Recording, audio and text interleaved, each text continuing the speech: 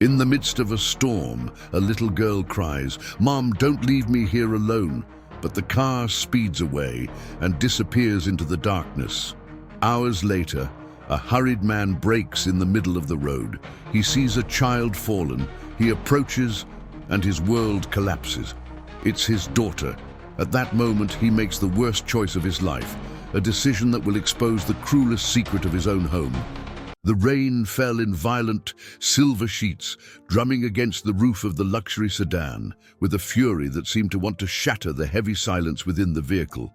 Helena, in her red silk dress and a pearl necklace that gleamed coldly in the dim light of the dashboard, gripped the steering wheel with her thin, manicured hands. Beside her, in the back seat, little Sophia was trembling, not just from the chill seeping through a poorly sealed window, but from the fever that burned her skin and clouded her blue eyes, an unmistakable inheritance from her father.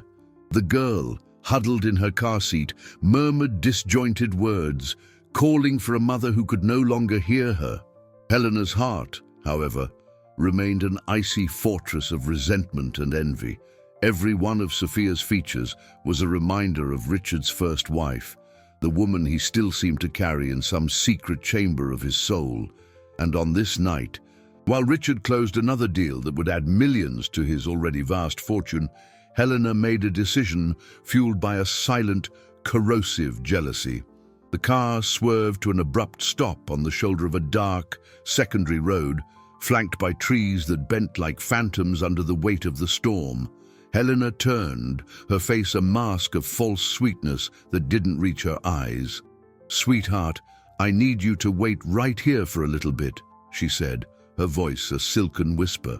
Sophia, her eyes heavy with fever, just stared at her, confused. "Daddy's coming to get you. He has a beautiful surprise for you. But you have to be very quiet, okay? It's our little secret."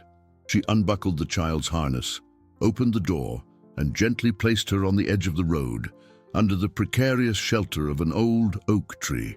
The cold wind lashed the girl's face, and she hugged herself, her chin trembling. Helena kissed her on the forehead, a kiss as cold as the touch of a statue. "Stay quiet now. Daddy will be here soon." And with that lie, she returned to the car, the sound of the engine roaring to life and quickly fading into the distance, leaving behind only a small figure huddled in the darkness, swallowed by the immensity of the night and the rain. Miles away, Richard ended the video call, a smile of satisfaction on his face. The deal was closed. Another high-risk venture that promised an extraordinary return, further bolstering his fortune and solidifying his position as one of the country's most powerful men. His mind, always calculating, was already processing the dividends, the compound interest, the surge his stocks would see on the market tomorrow. He glanced at his watch. Late. He felt a pang of guilt, a rare and uncomfortable feeling. He had promised to be home for dinner, to give Sophia a goodnight kiss. A broken promise. Another in a long line. He decided to take a shortcut, an old road that cut through the mountains to try to make up for some of the lost time. As he drove, the sound of the rain against the windshield seemed to amplify a strange tightness in his chest, a nameless anxiety he couldn't explain. He was a man of logic, of numbers, of assets and liabilities, not premonitions. But something was wrong. He could feel it. That's when his headlights illuminated something small and crumpled on the wet asphalt. An animal, maybe. He slammed on the brakes, his heart suddenly racing. He got out of the car, his expensive suit soaked in seconds by the downpour. Disbelief hit him first, followed by a wave of horror that paralyzed his lungs. It wasn't an animal. It was a child. It was his child. Sophia was there, collapsed, her blonde hair stuck to her pale face, her body shaking violently. He ran to her, the sound of his own scream muffled by a clap of thunder. As he lifted her into his arms, her feverish heat against his cold skin, the reality struck him with the force of a lightning bolt. The empire he'd built, the money, the deals, it all turned to dust in the face of that image. She was alone, abandoned, and he hadn't been there. He was never there.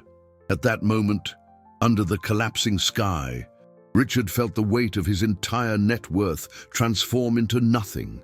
What was the value of his wealth if he couldn't protect the only treasure that truly mattered? The drive to the estate was a blur of imagined sirens and silent prayers. Richard held his daughter in his arms, her small, feverish body nestled against his chest, and felt a powerlessness that no high-stakes negotiation had ever induced. He, the man who moved markets and turned projections into fortunes, was just a terrified father. As he passed through the wrought-iron gates, his staff was already on standby.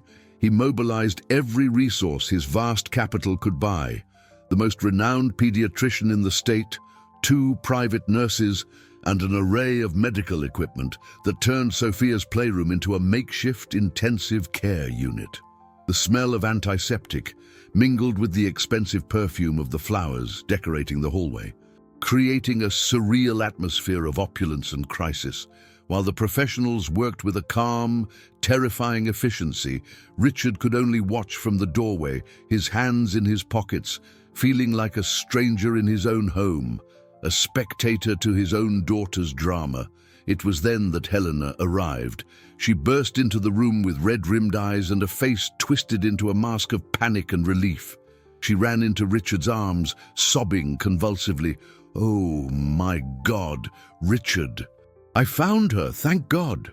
Her performance was flawless. She told a fragmented, convincing story about how Sophia must have opened the car door at a gas station while she was inside paying. She said she had been frantic, that she'd driven around for hours, that she'd called the police, her sobs interrupting her sentences at just the right moments. "I thought I'd lost her forever. It's all my fault. All of it." Richard, drowning in his own guilt, held her, wanting to believe it. Her version, however improbable, was less monstrous than the truth his heart feared to admit. He comforted her, saying that the important thing was that Sophia was safe now, while the voice of reason in his mind was drowned out by the noise of his own remorse. In the days that followed, the mansion became a silent sanctuary. Sophia battled a severe case of pneumonia, alternating between feverish sleeps and moments of listless lucidity. Richard cancelled all his meetings. He unplugged from the cash flow of his businesses, ignored the reports on his investment returns, and let the world of dollars and euros spin without him. For the first time in years, his only investment was time. He sat for hours by his daughter's bedside, watching her breathe, trying to decipher the murmurs that escaped her lips. He tried to compensate for his absence with gifts: a dollhouse the size of a closet, a real pony waiting in the garden, the complete collection of princess dresses. But Sophia barely glanced at the objects. Her eyes, large and sad, seemed to be searching for something he didn't know how to offer. Helena, for her part, played the role of the devoted caregiver. She changed the linens, took Sophia's temperature, and read stories in a soft, controlled voice. To the staff and to Richard, she was the picture of perfection. But Sophia reacted to her presence with a tense stillness. Her small body would subtly stiffen whenever her stepmother touched her. One afternoon, as the fever began to break, Richard was alone with her. He held her small hand and asked, his voice thick with emotion, "My princess, what do you want? Daddy will get you anything. What do you need?" Sophia turned her face to him, her blue eyes finally focused, and with a voice as fragile as a dry leaf, whispered just 4 words that demolished the billionaire. "I just want you." The simplicity of the request hit him harder than the loss of any financial asset.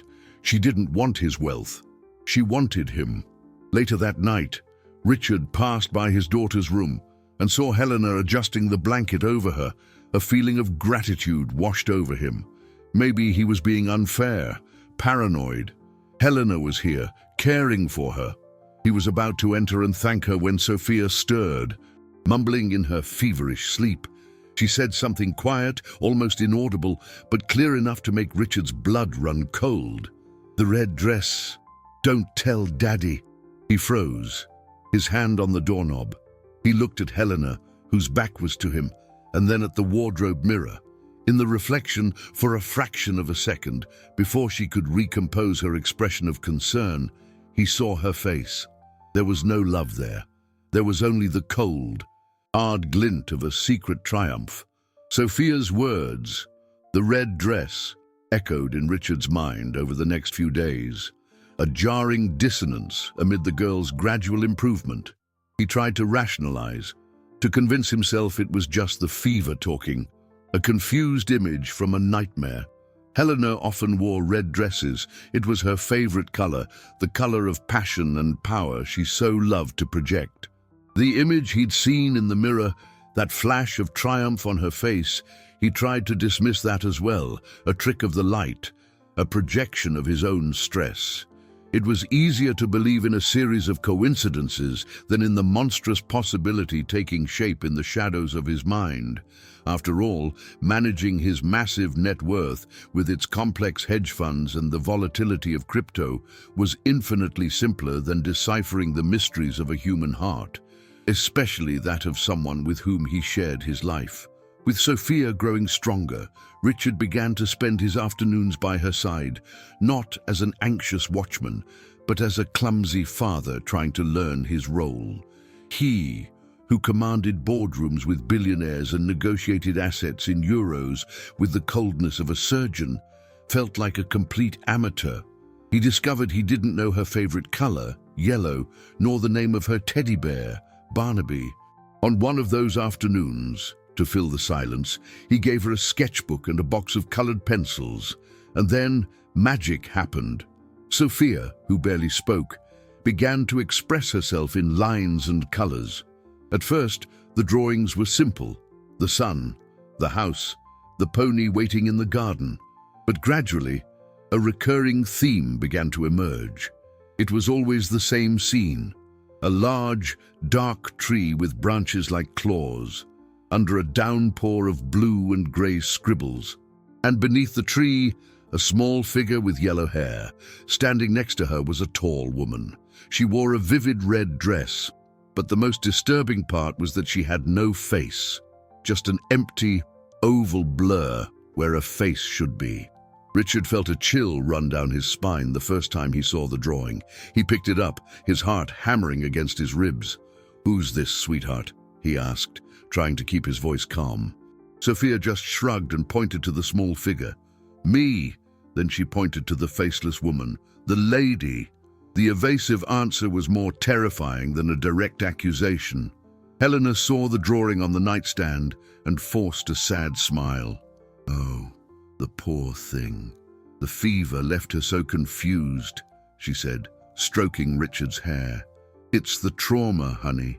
She's creating fantasies to cope with what happened. Maybe we should find a specialist, someone to help her process these fears." The suggestion was reasonable, delivered in a tone of genuine concern, but to Richard it sounded like a strategic maneuver, an attempt to invalidate the only witness. That night, he couldn't sleep. The image of the faceless woman in the drawing superimposed itself onto the memory of Helena's reflection in the mirror. The doubt, once a seed, began to sprout, taking root in his chest. He needed facts, data. The same way he analyzed stock performance before making a decision. He picked up his phone and called Michael, his personal assistant and right-hand man, the only person to whom he would entrust his assets without hesitation. "Michael, I need a strange favor," he said, his voice low. "I want the complete GPS log from Helena's car for the night Sophia went missing, and check the security cameras from the gas station she mentioned. Just be discreet." The next day, Michael sought him out in his home office. His face was pale. "Sir, the gas station cameras show Mrs. Helena's car getting gas, but she never left the vehicle. And about the GPS, it's strange. The data for that night's route isn't just missing, it's been professionally wiped." Michael's revelation landed on Richard like a block of concrete. Wiped. The word carried a final, deliberate weight. It wasn't a system glitch, a random error. It was an action. Someone with technical knowledge had cleaned the tracks, turning the car's journey into a digital ghost. Helena's story, already fragile, began to shatter, and the shards reflected a truth he refused to see. Cold, sharp fear took the place of doubt. What else didn't he know? What part of his life, built on the solidity of his fortune and the image of a perfect family, was a sham? He thanked Michael with a strained voice, asking him to keep digging, but with even greater caution. Any false move could alert Helena, and Richard, a master of strategy in the boardroom, knew he had to play this game with surgical precision. The atmosphere in the mansion, already tense, became almost unbreathable.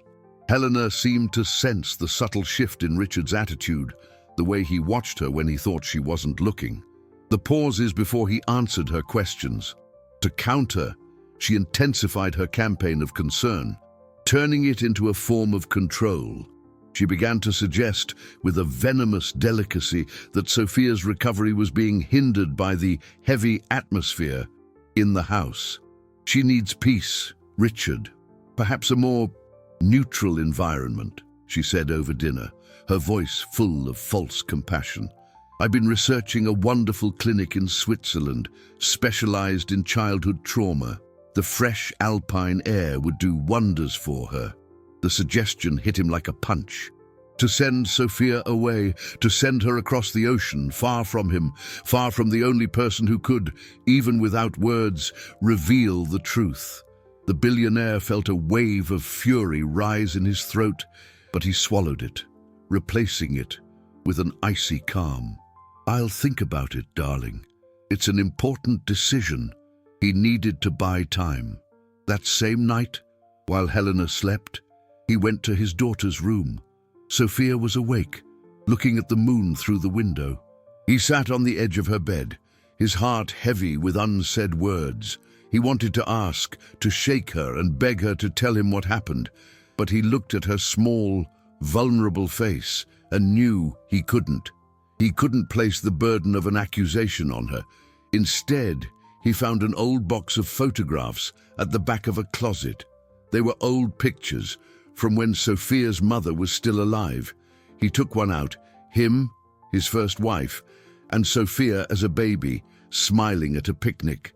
In that photo, his smile was different. It was light, genuine, free from the weight of the billions that would follow. He showed the photo to his daughter. "Do you remember her?" he asked softly. Sophia touched the image of her mother with her fingertips. "She used to sing me a song about the stars," and then her eyes filled with tears. "The lady in the red dress said Mommy went away because I wasn't a good girl." The innocent confession was the missing piece. The key that unlocked the gates of hell. The cruelty of the lie, the manipulation planted in the mind of a feverish child, was a perversity that surpassed anything Richard could have imagined. This wasn't just about jealousy, it was about erasing the past, about rewriting history with poison. He hugged his daughter tightly, feeling her tears soak his shirt. "That's not true, my love. It was never true," he whispered, his voice breaking. "Mommy loved you more than anything in the world." In that moment, the battle ceased to be about uncovering a secret. It became a war to protect his daughter's soul. And he, who had never backed down from a fight in the corporate world, knew this would be the most important one of his life. He would not lose it, no matter the cost. Sophia's revelation cemented Richard's resolve. The proposal of the Swiss clinic, once an insidious suggestion, now revealed its true purpose. A desperate attempt to exile the only witness and solidify Helena's control over his life and, consequently, his vast estate. The image of perfection she projected began to crack, revealing the calculating coldness beneath the surface. The love he thought he felt for her, a lukewarm, comfortable feeling that fit neatly into his organized life, began to look like what it probably was. A convenient attachment to his empire, a partnership more social than emotional.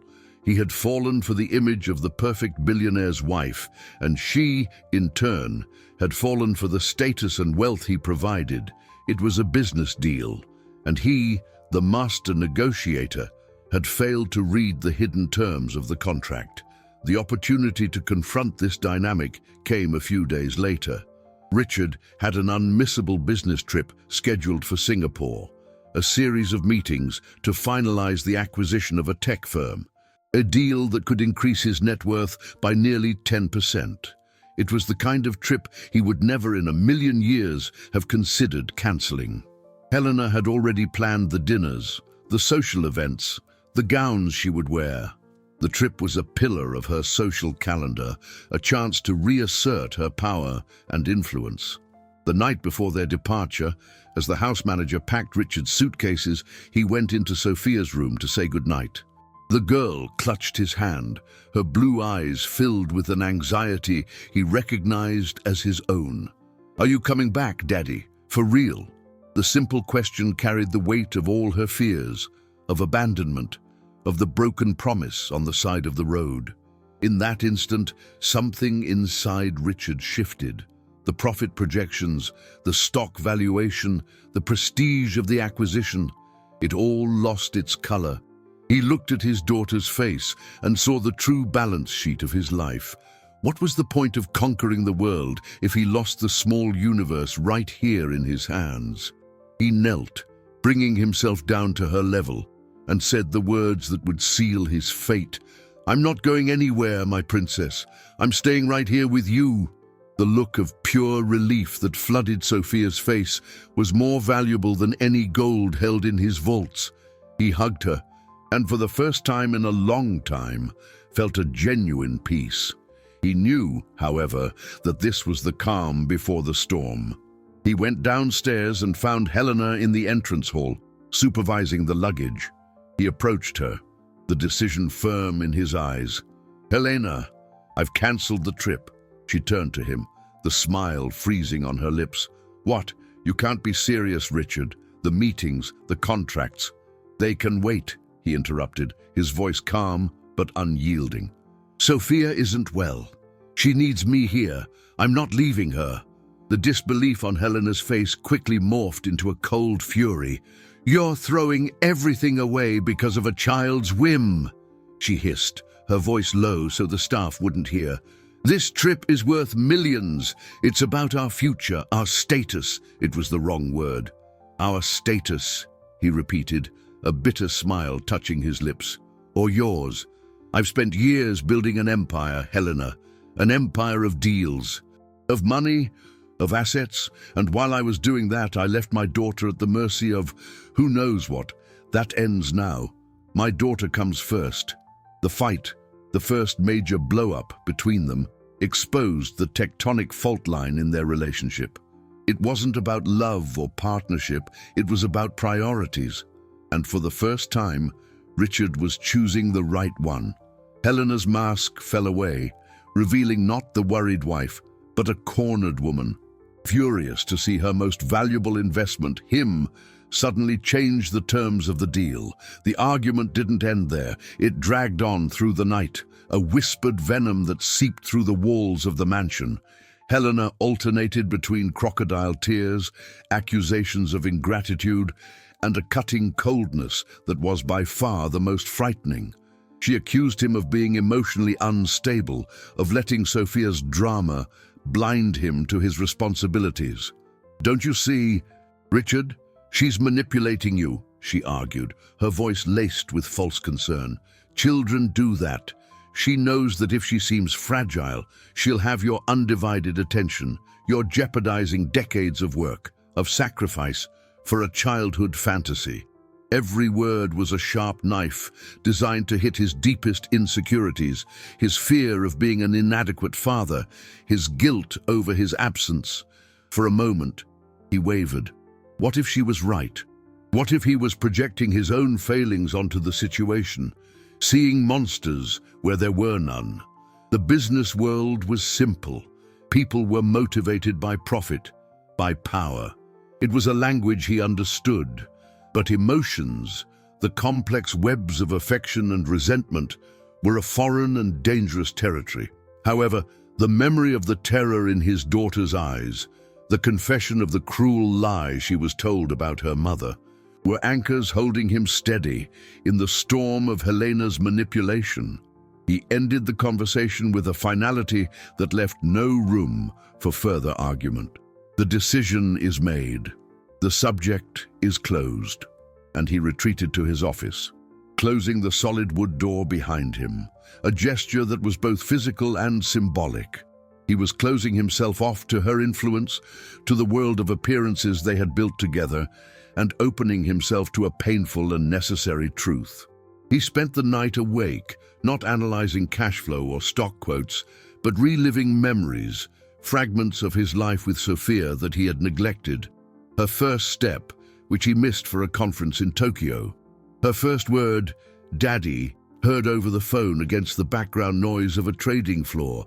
Each memory was a small wound, and the sum of them was an excruciating pain. The tension in the house became a character in itself. The staff tiptoed around, exchanging furtive glances. The joy that had begun to blossom with Sophia's recovery was suffocated by a heavy silence. Helena moved through the house like an exiled queen in her own castle, her face a mask of polished resentment. She stopped visiting Sophia's room, claiming that her presence seemed to agitate the girl, once again, twisting the situation to look like an act of care. Richard, in turn, threw himself into his new priority. He learned to make the chamomile tea Sophia liked, discovered her fascination with ocean documentaries, and spent hours sitting on the floor of her room, helping her assemble a 3,000-piece jigsaw puzzle of the solar system. In these moments of simplicity, he began to find pieces of himself he thought he had lost forever. The man who existed before he became a multi-millionaire. One evening, as rain tapped softly against the window, a memory of the stormy night returned to haunt Sophia. She was nearly asleep when she sat bolt upright in bed, her eyes wide. "Daddy," she whispered, her voice trembling. "I remember something." Richard moved closer, his heart pounding. "What is it, sweetheart?" "Mommy, the other mommy, she was on the phone. She was angry." Sophia frowned, trying to grasp the fleeting memory. "She said the plan worked. He'll never suspect." Richard felt the air leave his lungs. Plan. The word snapped in the air, cold and metallic like the cocking of a gun. It wasn't an impulse, not an act of desperation. It was premeditated.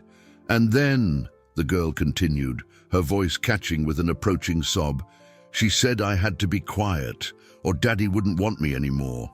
It was the final blow. The pain that shot through Richard was so physical, so visceral, he doubled over as if he'd been punched in the gut.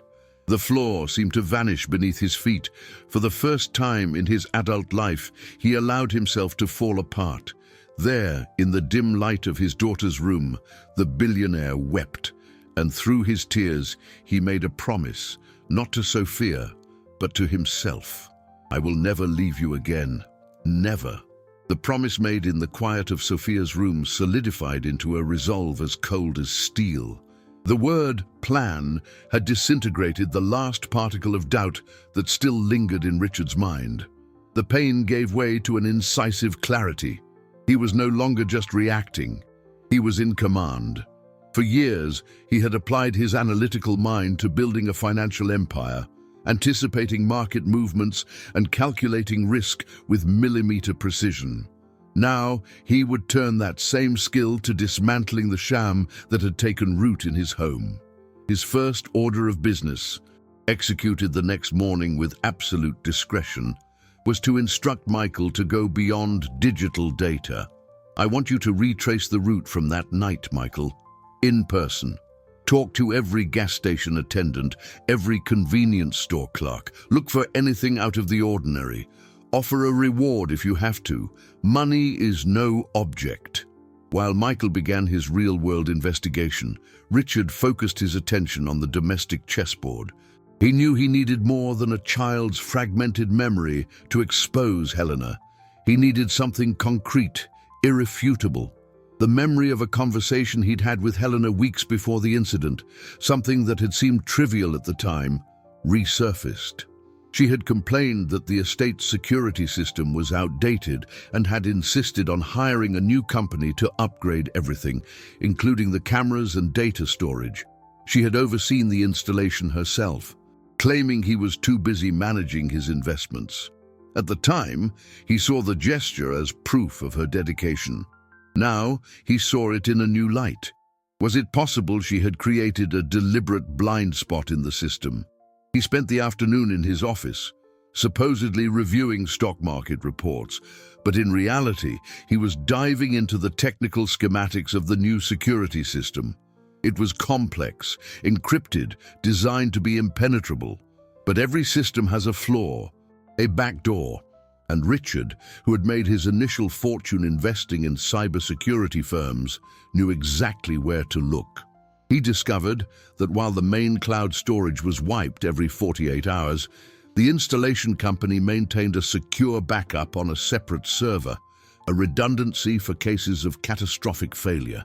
Accessing that server would require a court order or the primary administrator's password, a password that Helena, as the client who oversaw the project, surely possessed.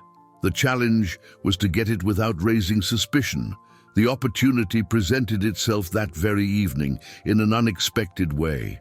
Helena, perhaps sensing she was losing control, decided to change tactics. She dropped the cold hostility and tried a more seductive approach, the woman he had first fallen for. She had his favorite meal prepared for dinner, opened a bottle of the most expensive wine from the cellar, and wore one of her famous red dresses. After dinner, she led him to the private movie theater. "Let's just forget everything for one night, darling," she whispered, wrapping her arms around his neck. "Let's just be us." As the movie began to roll on the giant screen, she snuggled up beside him, picking up her tablet to, as she put it, catch up on the society pages. Richard watched from the corner of his eye. He saw her type a long, complex password to access an app, and, thanks to his photographic memory, trained to remember numerical sequences and market patterns, he memorized it. Later, after Helena was asleep, he went to his office. His heart was pounding. With trembling hands, he typed the password into the security server's access portal. Access granted. He navigated quickly to the date and time Helena claimed to have left to get gas. And there it was. The footage was grainy, black and white, but unmistakable. The main gate camera showed Helena's car leaving, but she wasn't at the wheel. A man was.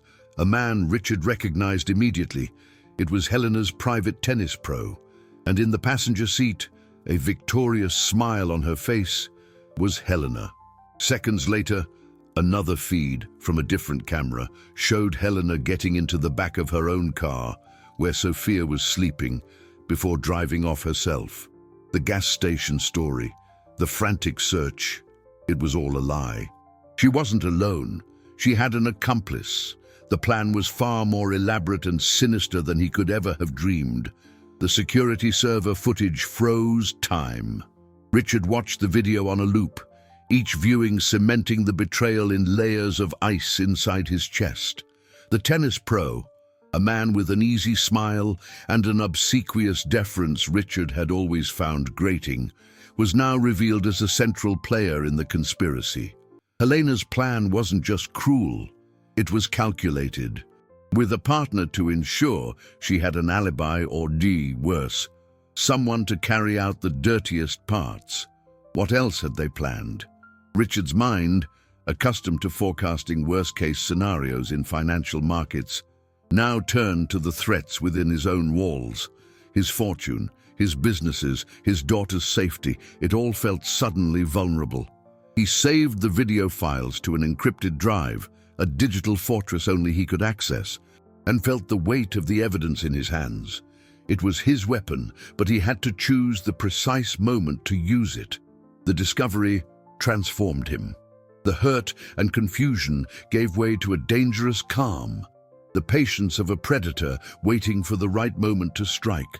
He continued his routine, playing the part of the conflicted husband and overprotective father, but beneath the surface, Every interaction with Helena was a strategic move. He watched her, analyzed her words, her gestures, looking for more cracks in her facade, and they were there. He noticed the phone calls she took in hushed tones, the secret smiles at her phone screen, the way she would stiffen whenever he entered a room unexpectedly. The air between them was charged with electricity, with unsaid truths and lies about to be exposed. Meanwhile, his relationship with Sophia blossomed in the hothouse of the crisis.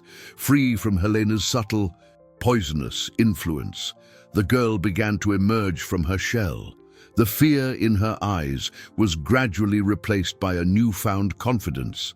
The drawing sessions became story sessions, where Sophia, with the fertile imagination of a child, created fairy tales where fathers always came home and monsters were always defeated. Richard listened, fascinated, realizing that in her simplicity she was teaching him the essence of what truly mattered: presence, security, and unconditional love. He, the billionaire who owned private jets and private islands, discovered that the greatest wealth in the world was hearing his daughters laugh as he made a funny face or mimicked the voice of a cartoon character. Michael returned from his field investigation a few days later, his face tired but his eyes bright with success. "It wasn't easy, sir, but money talks," he said, placing a small voice recorder on the desk.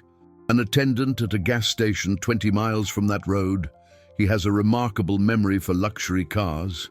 He remembers Mrs. Helena's sedan parked on the shoulder for nearly an hour.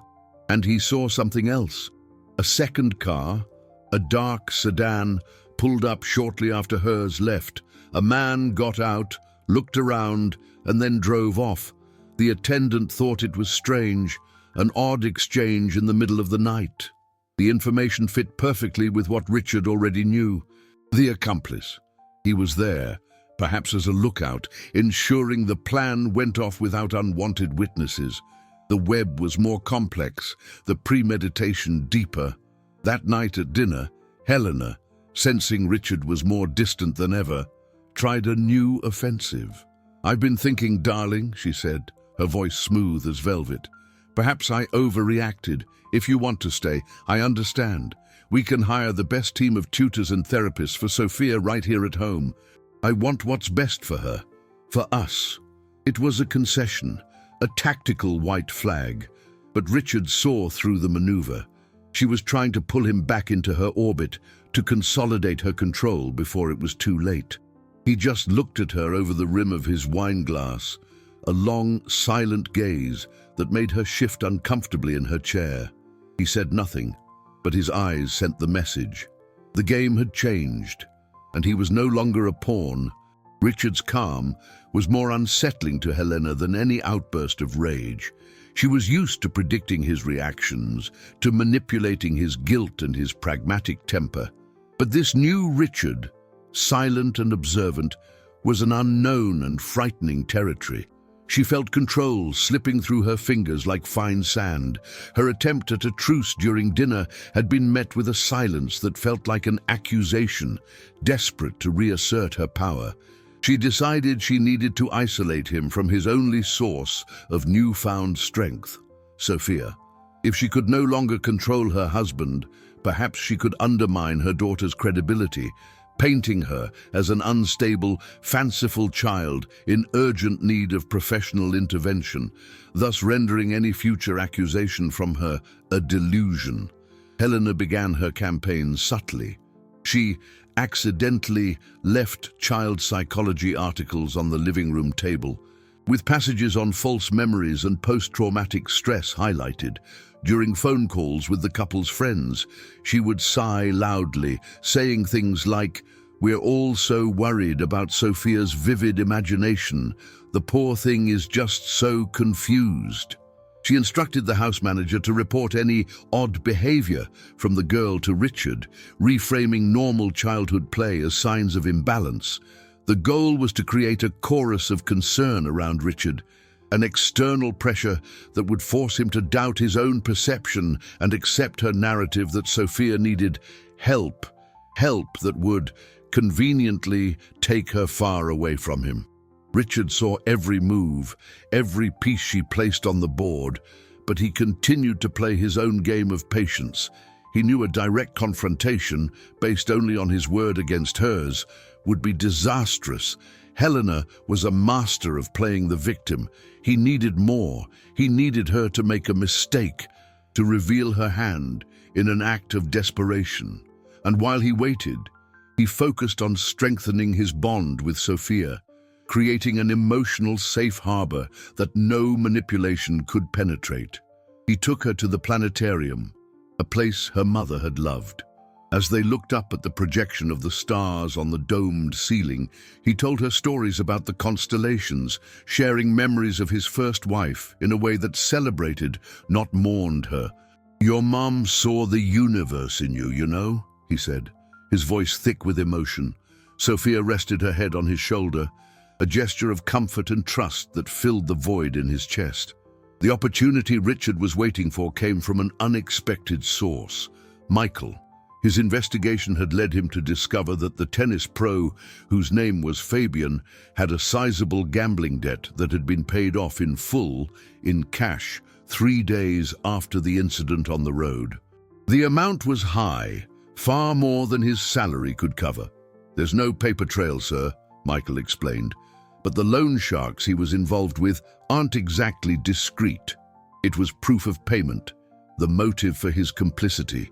Fabian wasn't a lover or a loyal friend. He was a hired mercenary. Helena's greed had led her to trust someone whose loyalty could be bought. And if it could be bought once, perhaps it could be bought again." That same evening, Richard found Helena in her walk-in closet, selecting jewelry for a charity event she insisted on attending to keep up appearances. He leaned against the doorframe, his arms crossed. "Helena," he began, his casual tone belying the seriousness of the moment, "I was thinking, maybe you're right about Switzerland, but before we make such a drastic decision, I'd like a second opinion. I've hired a child psychologist, one of the best in the country. He's coming tomorrow to speak with Sophia." Helena's smile wavered for a fraction of a second. An independent expert was not part of her plan. "Oh, how proactive of you, darling," she said, regaining her composure. Richard then laid the bait. "And, speaking of finances, I was reviewing some of our expenses. I noticed a rather significant cash withdrawal from your personal account last month. I hope you're not spending too much on your horses again." He watched her closely. Fabian's name wasn't mentioned, but the mention of the money tied to the same period as the abandonment was enough. The blood drained from her face, and the diamond bracelet she was holding trembled slightly in her hand. He had hit a nerve, and for the first time, he saw something in her eyes that wasn't anger or contempt. It was pure, simple fear. The fear Richard saw in Helena's eyes was the catalyst he had been waiting for. Panic would make her act recklessly. He knew that after their conversation in the closet, she would contact her accomplice, and he was prepared. That same night, Michael, following Richard's precise instructions, approached Fabian. The approach wasn't a threat, but a business proposal, a language a man in debt like him would understand perfectly. In a discreet coffee shop, far from the social circles they both frequented, Michael presented the offer. Double what Helena had paid him, deposited into an offshore account, in exchange for his full cooperation and a detailed statement about the plan. The assistant also made it clear that the alternative was handing over proof of his participation in the abandonment of a sick child, along with evidence of his dealings with loan sharks, to the authorities. Fabian's purchased loyalty evaporated instantly in the face of a bigger payday and certain annihilation. He accepted. Meanwhile, at the mansion, the environment deteriorated rapidly. Helena, sensing the walls closing in, became volatile. Her perfect wife mask crumbled, revealing a cornered and dangerous woman. She attempted one last, desperate gambit to discredit Richard, calling influential friends and board members at his companies, insinuating that the stress was getting to him, that he was becoming paranoid and obsessive. She painted a picture of a brilliant man breaking down under pressure, a narrative designed to undermine his credibility in the business world, his most vulnerable point. It was a low blow, a direct assault on his identity as a titan of industry. Years ago, it would have destroyed him. The idea of a public scandal, of having his competence questioned, was his greatest fear. But something fundamental had changed in Richard. The long afternoons with Sophia, the rediscovery of a life beyond balance sheets and dividends, had shifted his center of gravity. His reputation, once the pillar of his existence, now seemed secondary. He listened to Michael's reports of Helena's phone calls with a calm that surprised even himself. The fear of losing the respect of his peers was replaced by a quiet certainty.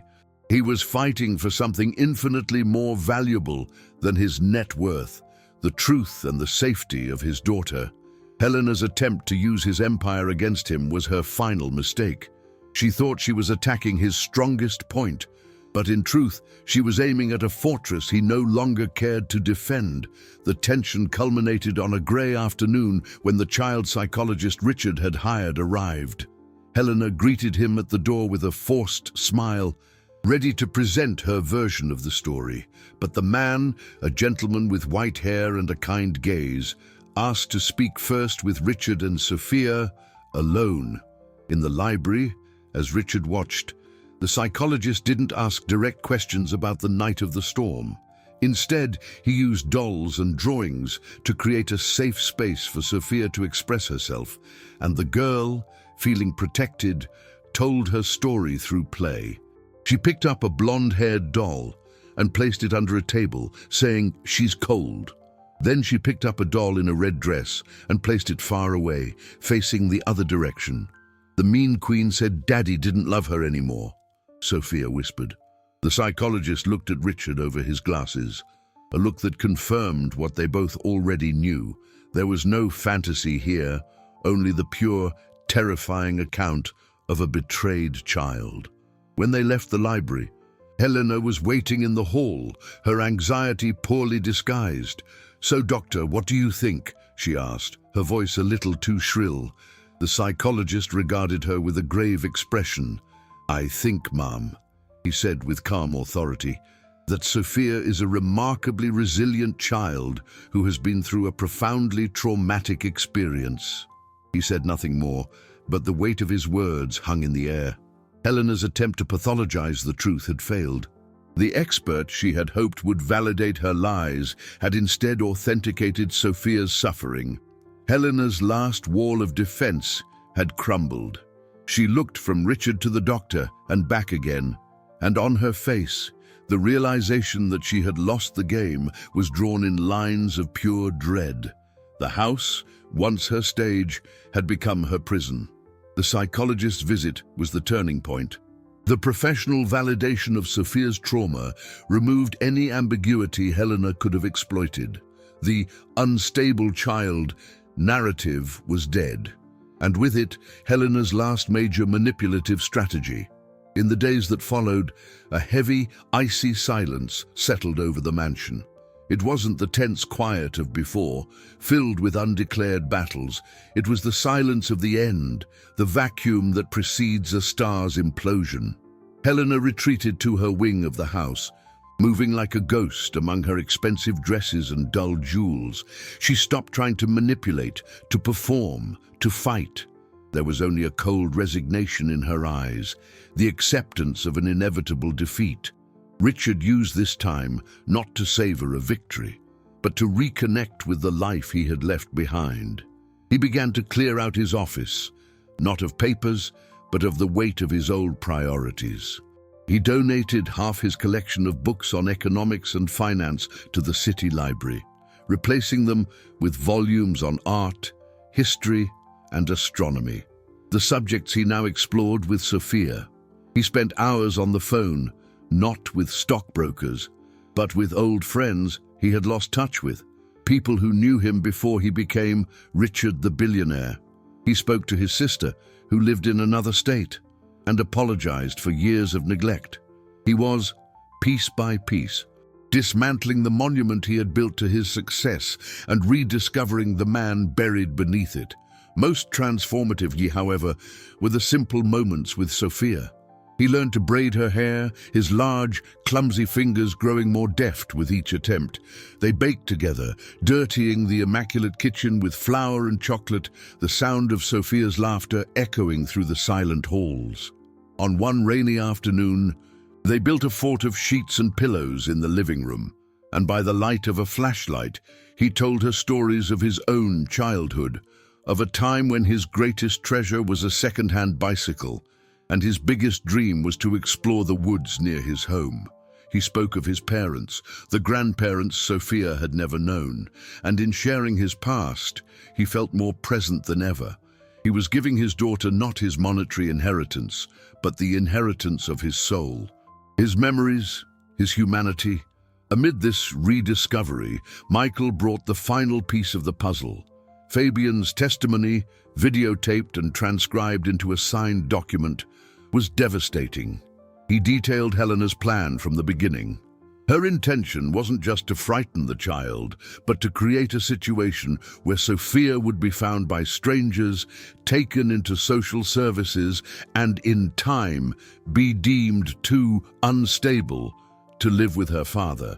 The ultimate goal was to have her committed to a long-term institution, removing her permanently from their lives. Fabian revealed that Helena had paid him not only to drive the car and wipe the GPS data, but also to make an anonymous call to a child protection agency, reporting a case of neglect on Richard's part. The call was never completed because Richard found Sophia first. The abandonment on the road wasn't Plan B, it was Plan A gone wrong. The monstrosity of the scheme was of a coldness that surpassed anything Richard could have imagined. With the confession in hand, Richard knew the waiting was over. He didn't feel rage, not even hatred. He felt only a deep emptiness and an immense sorrow for the woman Helena could have been, and the life they might have had if not for the corrosion of envy and greed. That night, he walked up the stairs to her room. The door was ajar. She was sitting at her vanity, staring at her own reflection in the mirror, but her eyes seemed to see nothing. She didn't turn when he entered. The silence stretched for a long moment. Then he placed the tablet on the vanity and pressed play. Fabian's voice, clear and emotionless, filled the room, detailing every step of the betrayal. Helena didn't move. She just closed her eyes, as if the darkness could shield her from the truth that had finally caught up to her. Fabian's voice on the video was a scalpel, dissecting the lie layer by layer, exposing the rot at the heart of the plan. Helena remained motionless, her eyes closed, but Richard could see the tension in her shoulders, the way her fingers clenched in her lap. When the recording ended, the silence that followed was heavier and more damning than any accusation. Richard turned off the tablet. Her face, reflected in the mirror, was as pale as wax, a mask of defeat. She finally opened her eyes and met his gaze in the reflection. There were no tears, no pleas, just an exhausted emptiness. The battle was over, and she knew it. Why? Richard's question was a whisper, almost inaudible. It was not a question of anger, but of a genuine, painful need to understand. How could anyone arrive at such a point of cruelty? Helena gave a bitter smile, a nearly imperceptible tremor on her lips. "You ask why?" she said, her voice hoarse. Because I never had enough. It didn't matter how many dresses I bought, how many parties I threw, how much money I spent. I would never be the first. I would never be her." She glanced at a photograph on her vanity, a small picture in a silver frame that Richard had never noticed. It was a photo of him and his first wife, laughing on a sunny day. "You kept her alive in every corner of this house, in your silences, in the way you looked at your daughter. Sophia wasn't just a child to me. She was a ghost. She was the living proof that I was second, the replacement." The confession, so full of self-inflicted poison, struck Richard with the force of a revelation. He had never realized the depth of her resentment, the way the shadow of his past had eclipsed their present. He felt a pang of guilt, not for what Helena did, but for his own blindness. In his quest to build a business empire, he had been just as negligent in the architecture of his own home, allowing foundations of insecurity and envy to set in without noticing. "So you decided to erase the ghost," he said, his voice devoid of emotion.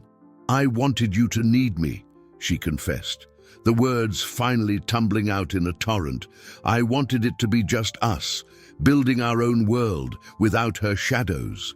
If Sophia disappeared, if you believed you had lost her through your own neglect, you would turn to me, you would depend on me, I would be your comfort, I would be the one." The logic was twisted, monstrous, but in her warped mind, it made a terrible kind of sense.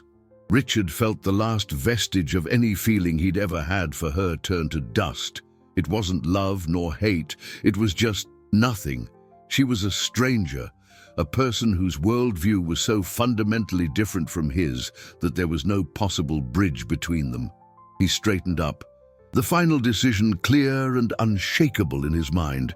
"You will pack your things," he said, his voice firm, the voice of a CEO giving a final, irrevocable order. "You will be out of this house tonight. My lawyers will be in contact with yours in the morning to arrange the terms. Be grateful I'm handling this civilly. The alternative would be handing this recording to the police." For the first time, panic flashed in her eyes. The loss of the status, the house, the wealth. That was her true sentence. "Richard, please," she began, but he held up a hand, silencing her. "There's nothing more to say, Helena." He turned and walked toward the door, but before he left, he stopped and looked back one last time. "You were wrong about one thing," he said, his voice low but cutting. "What I feel for my daughter, the love I have for her, it has nothing to do with her mother. It has to do with her. It's the only investment in my life that can never be measured, replaced, or lost. It's the only part of me that isn't for sale." He left and closed the door, leaving her alone with the echo of his words and the reflection of her own failure. As he walked down the stairs, he felt an enormous weight lift from his shoulders. The battle was over. There would be no public scandal, no revenge, just a quiet end and the promise of a new beginning. He went to Sophia's room. She was sleeping soundly, her face serene in the soft glow of the lamp. He sat beside her and just watched her breathe, feeling a wave of protective love so intense it was almost overwhelming. He was free. They were free. The truth, however painful, had set them free. Helena's departure was as silent as her presence had become in the final days. Under the cover of night, a single, discreet car without a driver waited for her at the end of the long, oak-lined driveway. She left with only her personal clothing and jewelry, leaving behind the empire of appearances she had fought so hard to maintain.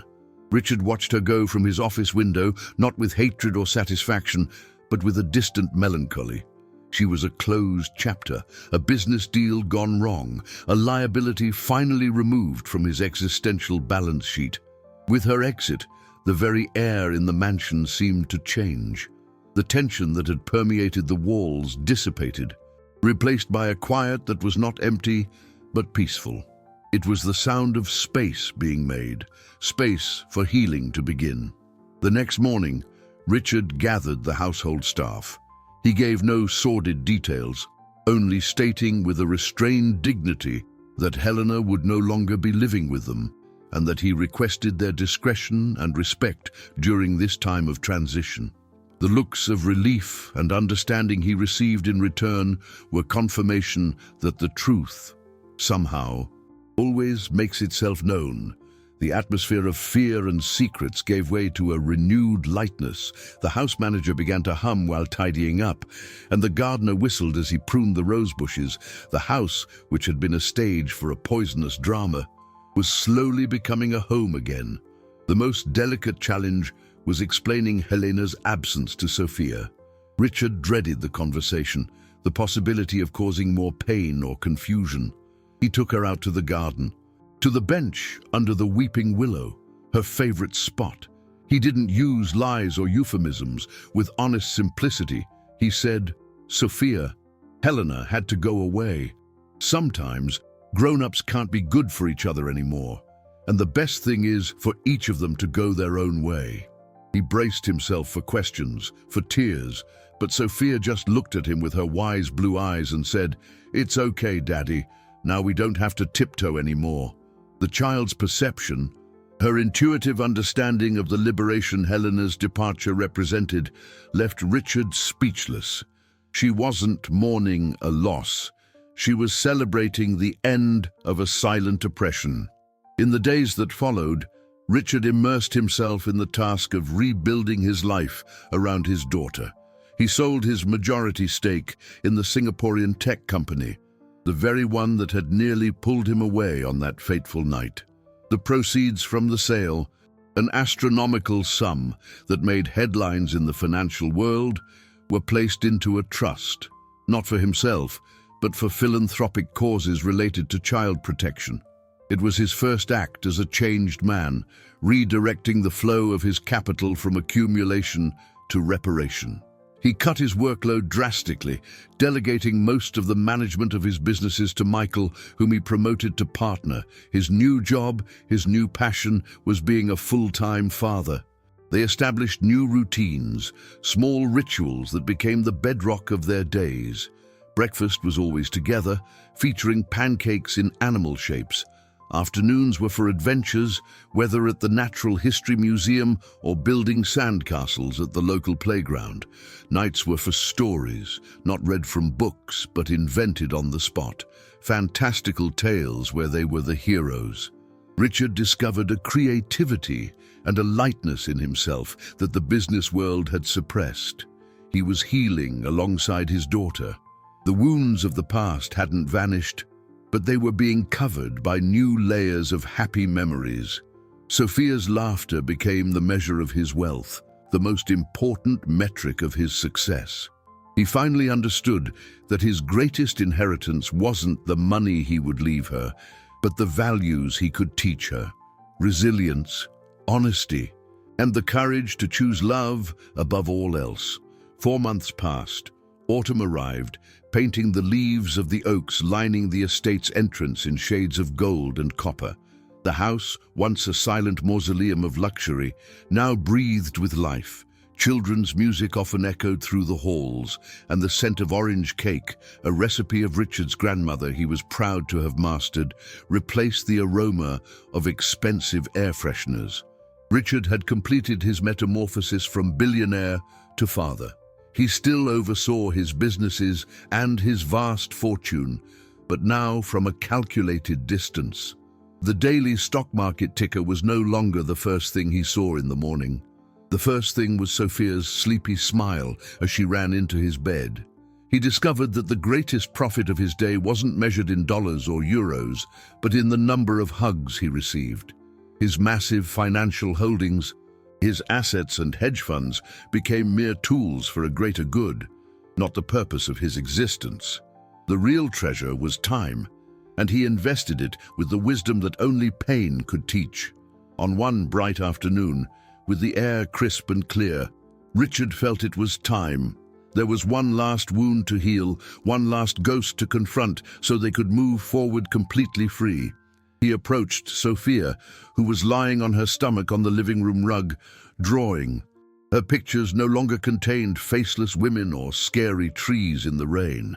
Now they were filled with smiling suns, talking animals, and 2 human figures, one big and one small, always holding hands. "My princess," he said, kneeling beside her with a care that had become second nature. "What do you think about going on a picnic to a special place?" Sophia looked up, curiosity shining in her face. "Where, Daddy?" "On that road," he answered, his voice firm yet gentle. "I want to make a new memory there, a beautiful one that's just ours." He wasn't entirely sure it was the right thing to do, but his gut instinct, a paternal compass newly awakened, and now his most trusted guide, told him they couldn't erase the past, but they could repaint it in new colors. They parked the car on the same shoulder. The old oak tree, which on the night of the storm had seemed like a monster of gnarled, menacing branches, now offered a generous and welcoming shade under a perfectly blue sky. Richard spread a checkered blanket on the green grass. They ate cheese sandwiches, drank grape juice, and laughed when an ant tried to steal a crumb.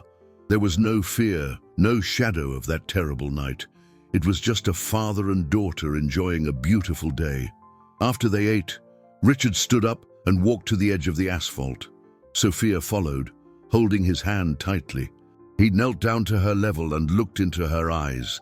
"Here," he said softly, "is where I found you. For a moment, it was the scariest place in the world for me, but it was also the place where I realized I already had the greatest wealth a man could ever dream of." He touched her face tenderly. "It's where I found you again, for real." Sophia said nothing. She just hugged him, a tight embrace full of an understanding that went far beyond words. In that simple, powerful gesture, all the pain of the past was dissolved by the unshakable strength of the present. The road was no longer a symbol of abandonment. It had become a landmark of redemption. There, under the afternoon sun, Richard understood the final truth of his journey. True fortune wasn't stored in vaults or invested in high-yield funds. It was built in the small gestures of everyday life, in the trust of a small hand in his in the certainty that no empire, no inheritance of material goods was worth as much as the love that heals, forgives, and begins again. He held his daughter in his arms, looked at the road stretching ahead, clear and full of light, and knew, with a peace he had never felt before, that their path together was just beginning.